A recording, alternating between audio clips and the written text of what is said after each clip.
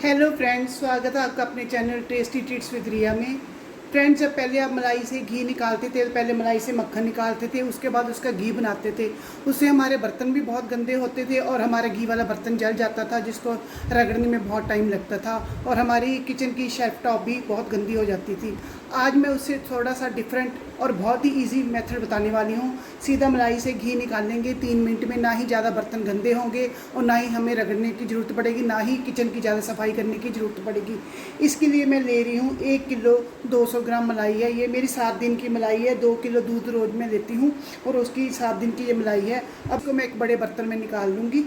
हम ये सारी मलाई इस बड़े वाले बर्तन में निकाल लेंगे, जो ऊंचा कम हो, ऊंचाई ज़्यादा नहीं होनी चाहिए। इसके ऊंचाई कम होने का क्या कारण है ये मैं आपको बाद में बताऊंगी। अभी मैं सारी मलाई इसमें निकाल रही हूँ। फ्रेंड्स, आपने इससे पहले ऐसा मलाई का प्रोसेस नहीं देखा होगा। मलाई से मक्खन निकालना बहुत ही आसान काम है। पहले हम 2-2 घंटे मक्खन निकालने में, घी निकालने में लगा देते थे और सारी किचन गंदी हो जाती थी, बर्तन साफ़ करने पड़ते थे घिस घिस के। अब ऐसा कुछ भी नहीं होगा। ये बिल्कुल डिफरेंट टाइप का प्रोसेस है, जिसमें मैं 3 मिनट में मलाई से घी निकाल दूँगी और बहुत ही अच्छा निकलेगा और उसमें खुरचन भी ज़्यादा नहीं बचेगी। फ्रेंड्स, ये मैंने मलाई वाला बर्तन गैस पे रख दिया और गैस की फ्लेम को ऑन कर रही हूँ। अब हम सारी मलाई को पूरी तरह से मेल्ट करेंगे। बहुत ज़्यादा नहीं पकानी, सिर्फ इसको मेल्ट ही करना है।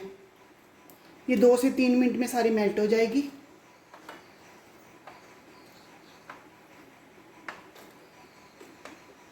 ये प्योर दूध की मलाई है, इसलिए थोड़ी हार्ड है।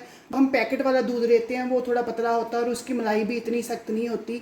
ये प्योर वाला दूध है, इसके कारण इसकी मलाई बहुत सख्त है और 2 से 3 मिनट में ये सारी मेल्ट हो जाएगी। सिर्फ इसको मेल्ट ही करना है, मैं आपको बार बार बता रही हूँ। इसको ज़्यादा पकाना नहीं है, पक जाएगा तो इसमें से दूध नहीं निकलेगा और हमारा जो दूसरे आइटम हमने मलाई से तैयार करनी है वो नहीं रेडी होगी। इसलिए सिर्फ इसको मेल्ट ही करना है।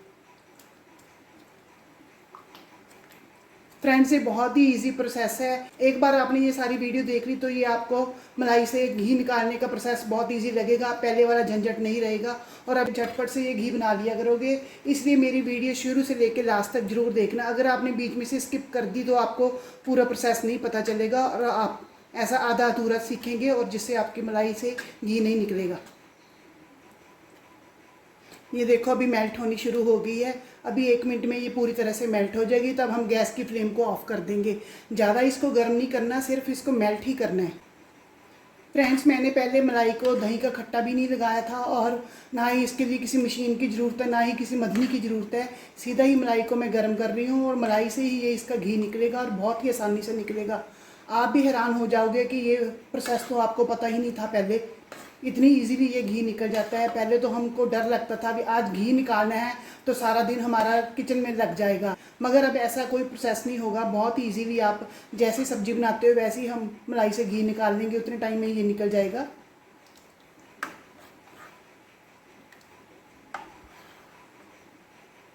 एक दो गांठें रह गई इसमें, धीरे धीरे से सारी ये मेल्ट होनी शुरू हो गई है।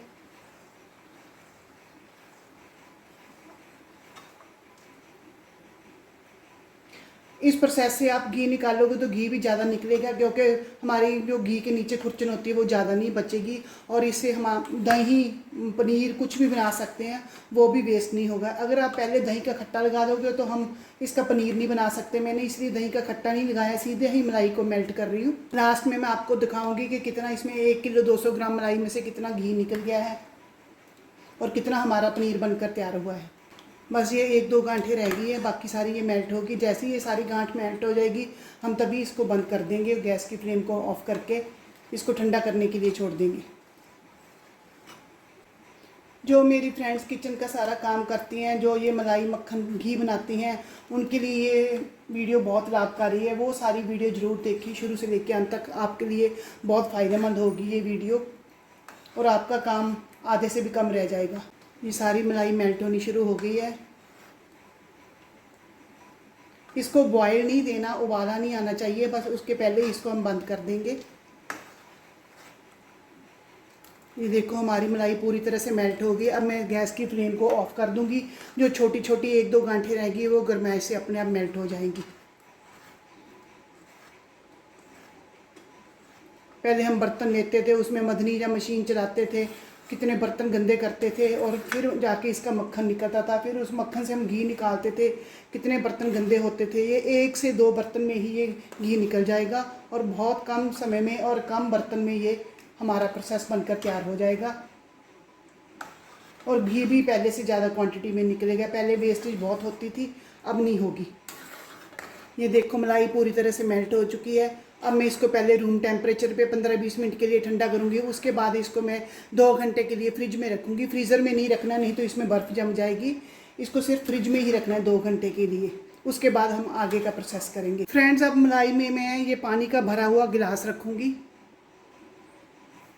आप सोचते होगे कि इस पानी का गिलास का क्या मतलब है, ये मैं आपको बाद में बताऊंगी। इसको इस तरह से खड़ा कर देना, पानी का भर के रखना है। अगर खाली रखोगे तो ये गिर जाएगा और सारा हमारा गिलास गंदा हो जाएगा। इसको पानी का भर के, साफ पानी का भर के रखना है। ये पानी हमें बाद में इसी घी में यूज़ आएगा, इसलिए मैंने इसको पहले सीधा खड़ा कर दिया और इसको रूम टेम्परेचर पे अभी 10 मिनट के लिए ठंडा करूँगी। उसके बाद इसको मैं 2 घंटे के लिए फ्रिज में रखूँगी। फिर आगे वाला प्रोसेस मैं आपको बताऊँगी। आप मेरी वीडियो पूरी देखना। अगर आधी अधूरी वीडियो देखी तो आपको पूरी कंप्लीट जानकारी नहीं मिलेगी कि ईज़िली मलाई से घी कैसे निकलता है, इसलिए आप सारी वीडियो में मेरे साथ बने रहना। घी का बर्तन फ्रिज में रखे हुए 2 घंटे हो चुके हैं। अब मैंने फ्रिज में से घी के बर्तन को निकाल लिया है। ये अच्छी तरह से जम चुका है। इसमें जो गिलास है वो भी बड़ा अच्छे से जम चुका है। उसको 2-3 बार घुमा के मैंने इसमें से निकाल लिया है और नीचे जो घी के नीचे सारा दूध इकट्ठा हो चुका है।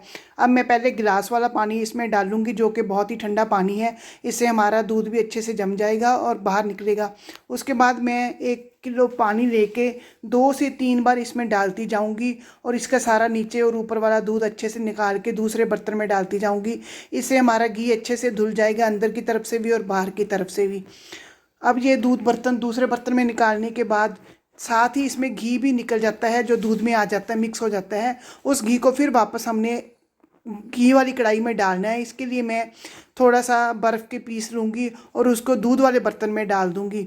जैसे ही हम बर्फ़ उसमें डालेंगे तो वो घी फिर से जमना शुरू हो जाएगा दूध के ऊपर। फिर इसको छलनी की सहायता से निकाल के फिर मैं घी वाली कढ़ाई में डाल दूँगी। इस तरह से हमारा बिल्कुल नीट दूध रह जाएगा, उसमें बिल्कुल भी घी नहीं होगा और सारा घी दूसरी तरफ कढ़ाई में डाल दूँगी।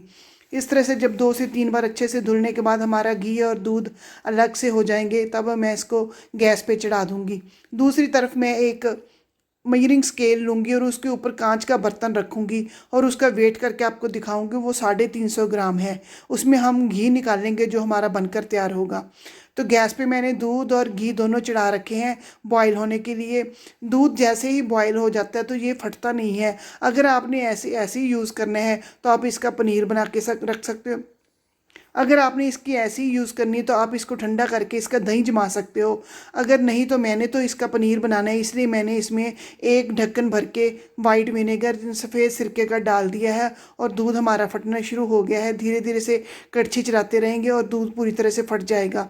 उसके बाद उसको मैं मलमल के पौने में डाल के उसके बाद मैं इसको एक मलमल के कपड़े में डाल के और सारा दूध निकाल दूंगी और पनीर ऊपर रह जाएगा और हमारा जो बचा हुआ पानी नीचे बर्तन में आ जाएगा। इस पनीर को मैं ऊपर चारों साइड्स फोल्ड कर इस पनीर के कपड़े की मैं चारों साइड्स फोल्ड करके इसके ऊपर चकला रख दूंगी, जिससे हमारी पनीर पूरा टिक्की के रूप में बनकर तैयार हो जाएगा। और जो नीचे बचा पानी है वो आप उसका आटा भी गूंथ सकते हो, आप उसको सब्जी में भी डाल सकते हो और ठंडा करके उसको गमलों में भी डाल सकते हो। हर तरह से उसका फ़ायदा ही फ़ायदा है।